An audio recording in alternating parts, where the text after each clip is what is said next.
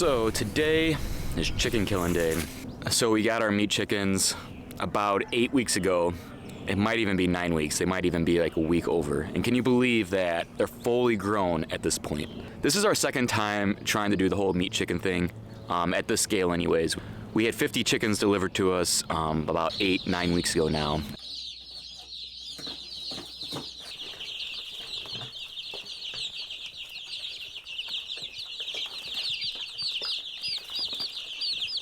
So this time around, we ended up getting the Cornish cross chickens, which are the type of chickens that you would normally find in the grocery store. And the reason that we went with the Cornish cross this time was the last time we went with more of a heritage breed. We did Freedom Rangers. And the Freedom Rangers, the meat was just a little bit tougher than what we're used to getting at the grocery store. So we're kind of curious if that was because of the Freedom Ranger or if it was because of the way that we prepared it, or we just weren't sure. So we wanted to kind of compare what we got at the grocery store to like what we were raising here on the farm.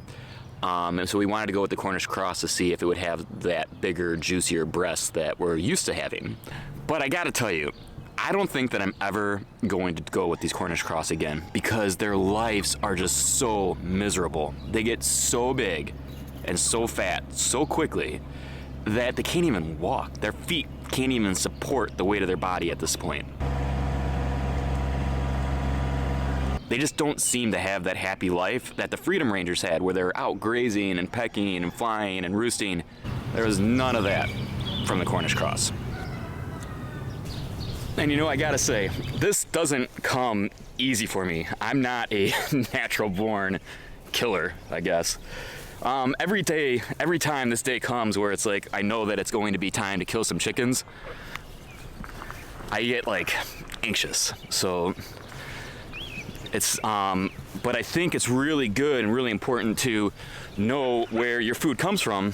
And it's all kind of part of the deal, right? I'd rather do it myself and know that I'm getting the meat that I'm getting rather than getting it from the grocery store, not quite sure where it came from or how it was raised.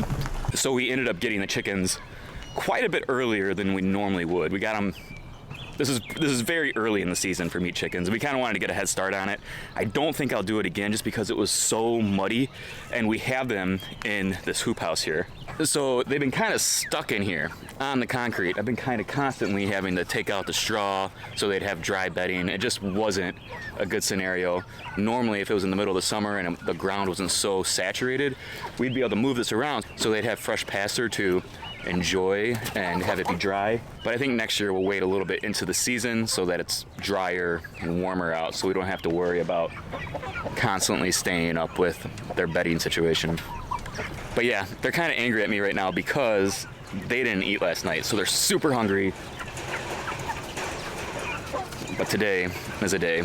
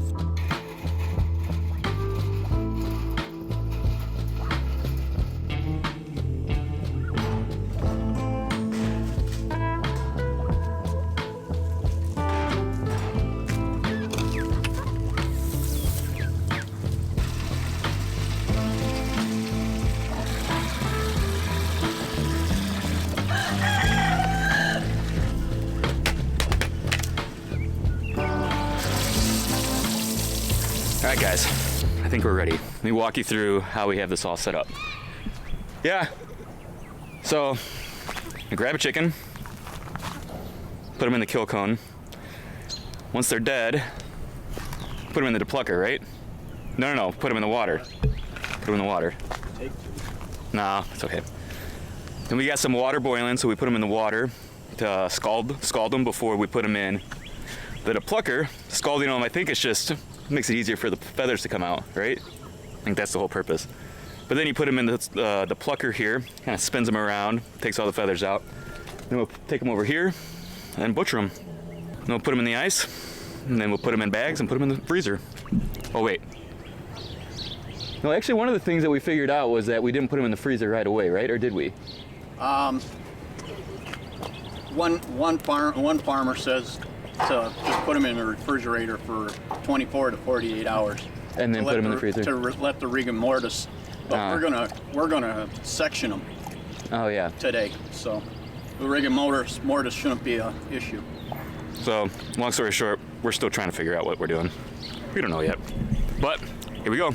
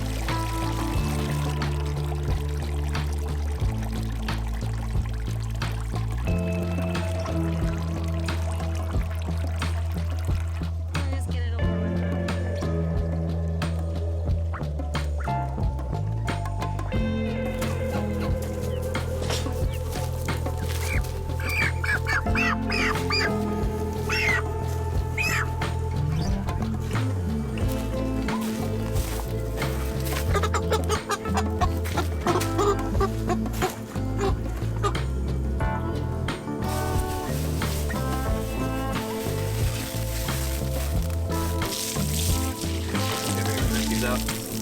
Here, rinse this out.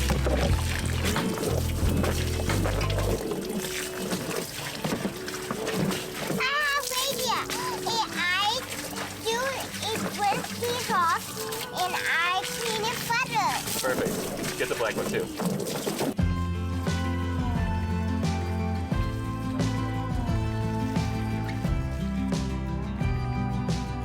Hey guys, so it's been a couple weeks now since we butchered our chickens, and I gotta say, I started this video really skeptical that I would ever do Cornish cross again, but the Cornish cross tastes delicious. That's the problem. You get way more meat for your time and money and effort with the Cornish cross than you do with the Freedom Rangers. So I'm not writing off the Cornish cross completely from future meat harvests, but I do think the next round will be the Freedom Rangers again, because I definitely enjoyed raising those a lot more. It could have been the time of year, I don't know. But Freedom Rangers, hey Bradley, hey girl. But the Cornish cross were certainly not a complete loss. So I appreciate you guys watching today, and we'll see you next time. Bye guys.